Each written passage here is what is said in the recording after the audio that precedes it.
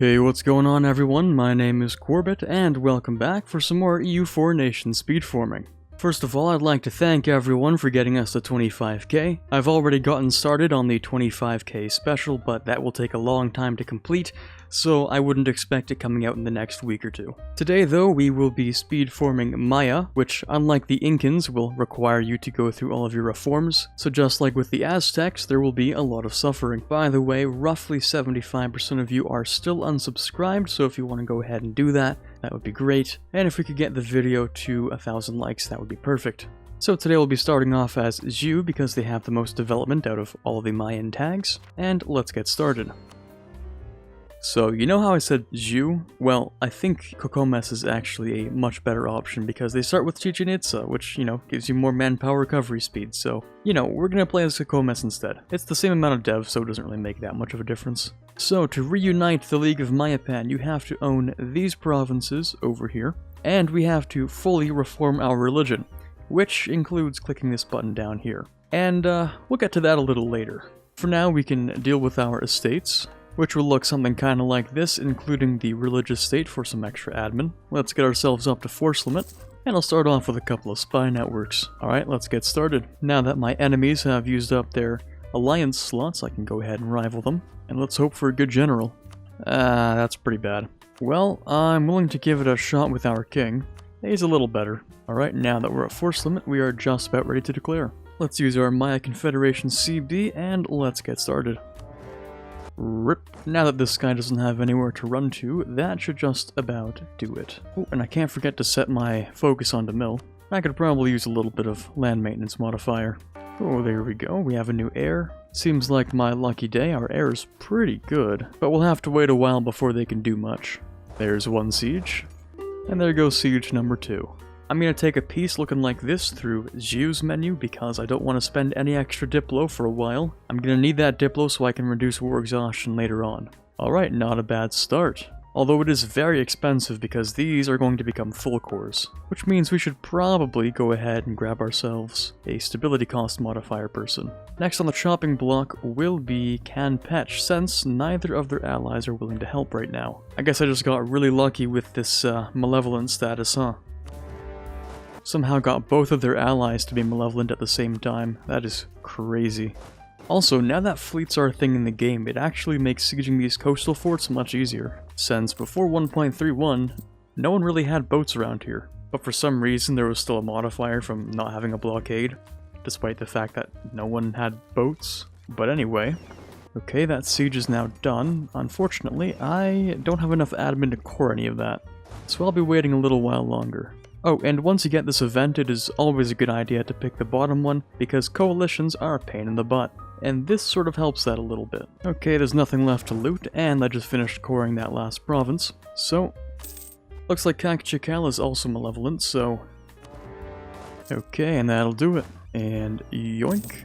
So far I have 14 cities, and I'm looking for 6 more. Conveniently, there are 3 over here, and 3 over here. So let me hire a couple of mercs real quick, starting off with a few loans of course, and let's get to work.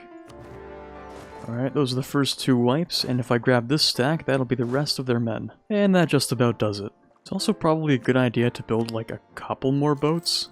Not that many, but just in case I'm fighting more than one fleet, and maybe an admiral as well. Okay, that could be a bit of a problem. Nothing a small army can't fix.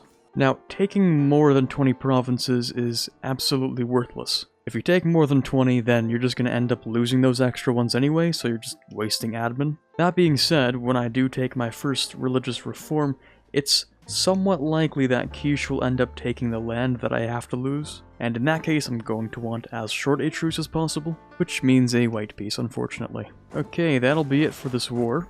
Of course I will take it through this menu as well, just so I don't pay any Diplo, and that'll be that. So now all I have to do is wait until I have no overextension, and we'll be ready for our first reform. It's also not a bad idea to pick up whatever allies I can. Oh, and I get a free stability. Well, that's pretty sick. Of course, the game giveth, and the game taketh away.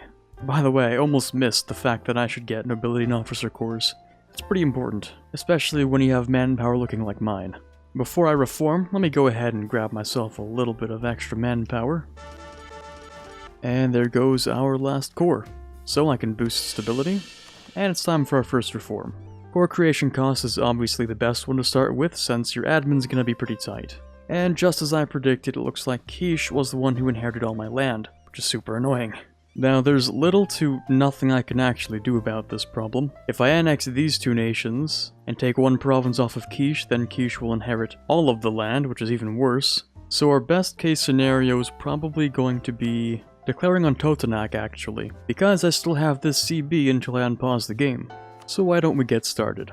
And of course, Quiche is going to let me walk through because I'm at war with his rival, so we can get started. Unfortunately, I can't core anything from Zapotec, so I'm just going to have to piece him out. But I might need his land later, so I'll have a short truce. Now I can get my mill access through Westec, and I'll ask for fleet basing rights temporarily. Now this is a little bit worrying, but I do have 4 shocks, so I have a little bit of confidence that we'll be able to win, even with a numbers disadvantage. That is, until you roll poorly in shock. And now the tables will be turned. Oh, and there goes the capital, and the last army. So his vassals are currently disloyal, and if you remember, I need 5 provinces.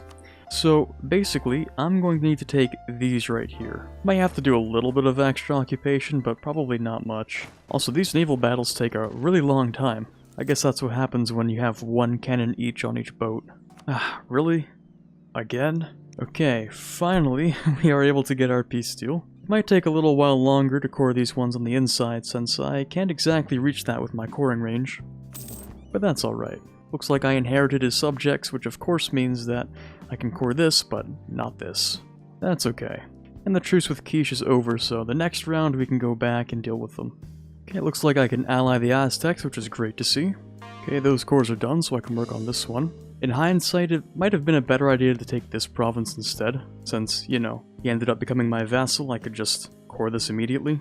But what determines how fast we do this campaign isn't actually the reforms. It's based off the number of mana points we have, and you'll see why eventually. Hey, another free stability. Feels good. And a second free stability, okay. What is it, my birthday or something? A 3rd free stability. Must be the most stable place on the planet right now. Well, of course they had to take at least 1 back. Okay, now here goes reform number 2. Now, normally you would take something like infantry combat ability, but my ruler is cruel, so I kind of want to counteract that with a little bit of national unrest decrease. Now I need 4 more provinces, and I think the easiest way to do this is probably also the least expected. I'm just going to drop off these men for no reason in particular. Alright, let's get started. Fun fact, if you go to war with a former ally, you don't get black flagged if you had military access. Which is why I'm allowed to do this. Yes, betrayal. So I'm just going to take this and see what I can do with it. Also, our current king is pretty bad, and I do prefer our heir, so let me just, yeah, that's better. Okay, those cores are done, so I can boost stability. And let's take our next reform. Fortunately, it looks like this province wasn't taken away from us, which is a relief. And now I only need 3 provinces. So now I have all the provinces I need to form Maya, and I just need to complete my reforms. So let's get started. I'll start off with an immediate white peace with Quiche, because I might need them in 5 years. And then I'll go after Chorty, take his 2 provinces, and then Mosquito as well. And there you go, that should be the 2 provinces I need over here. And then of course we'll go after Mosquito as well.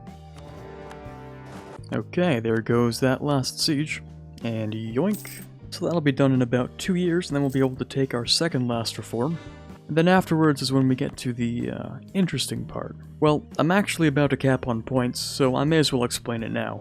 I'm going to start sounding old, but back in the day, and I mean like way back in the day, you used to be able to reform off of vassals, because that wasn't something that was patched yet. But with 1.31, that's sort of been reintroduced. Because for some reason, and I can't explain why, nations with unreformed religions are now just allowed to accept institutions, just because. And since I don't need these 3 provinces when I pop them out as a vassal, I guess I can sort of demonstrate. So let's start off by, you know, sinking a whole bunch of dev into these provinces. So, you see, we can embrace feudalism. Is this technically using an exploit?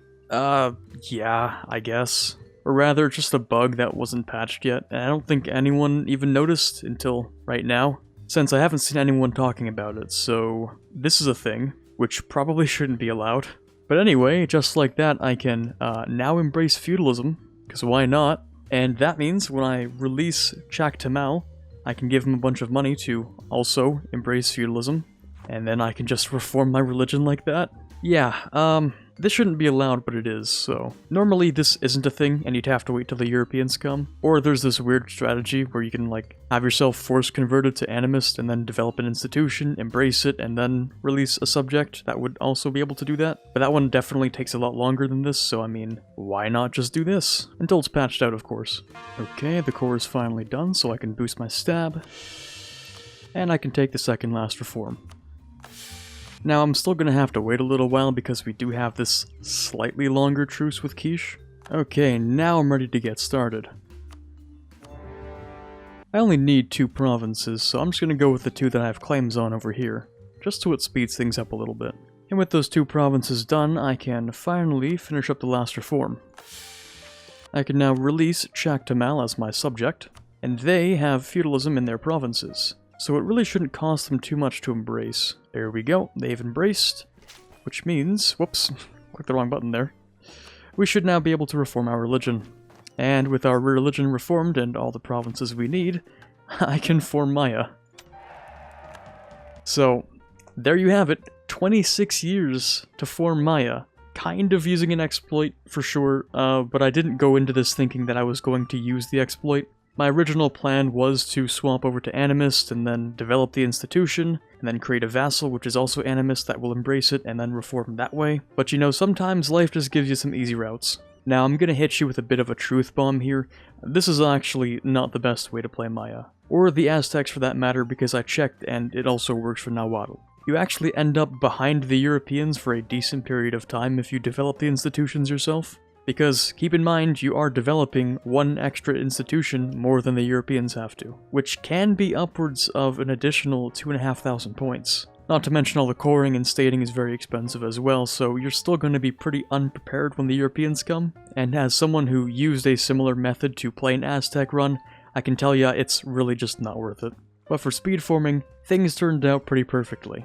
So I hope you enjoyed this speedforming video. Don't forget to leave a like if you enjoyed it, leave a dislike if you disliked it, and let me know which nation you want me to speedform next in the comments down below. For 25k, I'll be whipping up something special coming out in the next few weeks, so stay tuned for that. This is Quarbit signing off, and as always, have a fantastic day. Massive thank you to the kind people supporting me over on Patreon this month, especially those we have in the general tier: Quiet Guy, Brendan Arsenault, Ben Greenhagen, Torvald, Dire Avenger, and Farron. Those in the Prince tier: Rockbox 2020, Robert Kaleno, and Bouncer Steve. In the King tier we have Chubishoot, Natsuki, and Snowraven. In the Elector tier we have TFLJ Martus. And in the Conqueror of Worlds tier, as always, we have The Watcher. Thank you guys very much for your pledges this month, and I truly do appreciate them.